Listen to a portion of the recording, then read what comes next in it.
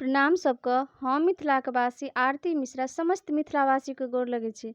महादेवके गीत लऽ कऽ हम फेरसँ उपस्थित छी। एहि गीतके बहुत भाव छै। अपन स्वरसँ सजेने छथि श्री आदरणीय सुरेंद्र नारायण यादव जी।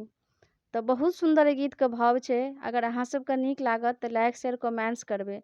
हमहूँ ई गीत गाबैके कोशिश केलहुँ हँ। तऽ सुनाबी महादेवके गीत। भोला बाबा यो पूजा में दै छी हकार। भोला बाबा यो पूजा में दै छी हकार।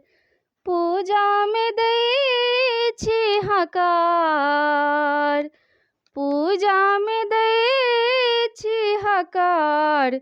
भोला बाबा यो पूजा में